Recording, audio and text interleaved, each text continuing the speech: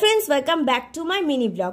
তোমরা তো সকলেই জানো যে পুরীর পর আমাদের মাহেশের রথ খুবই বিখ্যাত। আর এবারে আমাদের মাহেশের 628তম রথযাত্রা। সোজা রথে আমার পরীক্ষা চলছিল বলে আমি যেতে পারিনি। যেই পরীক্ষা শেষ হয়ে গেছে তাই উল্টো রথে চলে গেলাম। আর আমি যখন গেছিলাম তখন জগন্নাথকে বের করে রথে তোলার জন্য নিয়ে যাওয়া হয়েছে। জগন্নাথকে লেপ মুড়ি দিয়ে দড়ি দিয়ে বেঁধে রথে তোলা হয়। আর এই যে দেখতেই পাচ্ছ কত মানুষের ভক্ত সমাগম জগন্নাথকে রথে তোলা দেখার জন্য।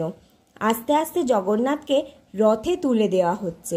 তো প্রচুর মানুষ হাতে হাত লাগিয়ে জগন্নাথকে তোলে, কারণ জগন্নাথ সবার ওপরে বসে আর খুবই কষ্ট জগন্নাথকে তোলা। তোমরা বুঝতেই পারছো। আর যেই জগন্নাথকে তোলা হচ্ছে অমনি টিপটিপ করে বৃষ্টি হচ্ছিল, তারপরে মুষলধারের বৃষ্টি। তো কোথাও শেড নেই, তো যাই হোক একটা শেডে আমরা দাঁড়িয়েছিলাম। কিন্তু দেখো রথটাকে কি অপূর্ব লাগছে। জগন্নাথ বোধহয় নিজের রাস্তা নিজেই ধুয়ে তারপর রথযাত্রা শুরু করবে। কি সুন্দর লাগছে দেখো বৃষ্টিটা। যেই বৃষ্টিটা কমেছে একটু তখনই আবার ভিড় হয়ে গেছে। এই যে দেখো রথের পেছন দিকটা কীর্তন হচ্ছিল।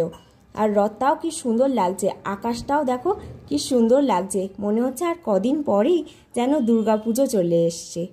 মানে যদিও বা কদিন পরই আর দুর্গাপুজো চলে আসবে। আর এইখানটা কীর্তন হচ্ছে, তোমরা শোনো।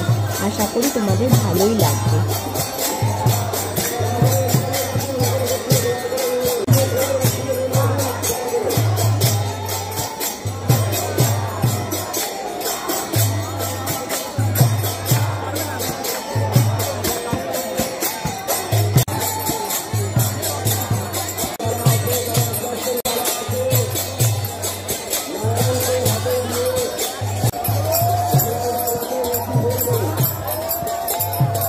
দেখো রথের ওপর থেকে বাতাসা ছুটছে আর বাতাসাটা পড়ে মেঝেতে গুঁড়ো হয়ে যাচ্ছে।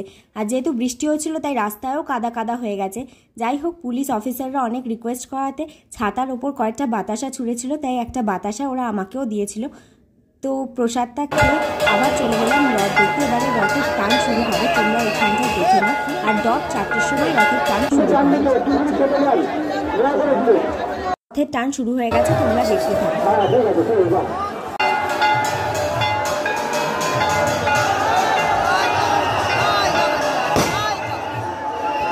জগন্নাথের রথ একটু একটু করে মাসির বাড়ি থেকে নিজের বাড়ির দিকে রওনা দেবে।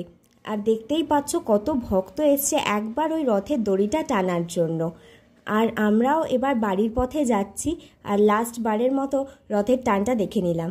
আশ্চর্য ব্যাপার দেখো কি সুন্দর রোদ উঠে গেছে আর আকাশটাও কি সুন্দর লাগছে।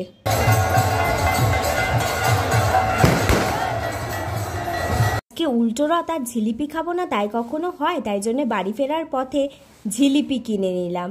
আর আজকের দিনে তো জিলিপি খাওয়া মাস্ট। তো এসে দেখি আমাদের পাড়ার রথটাও বেরিয়ে গেছে, তো সেটাও দেখে নিলাম।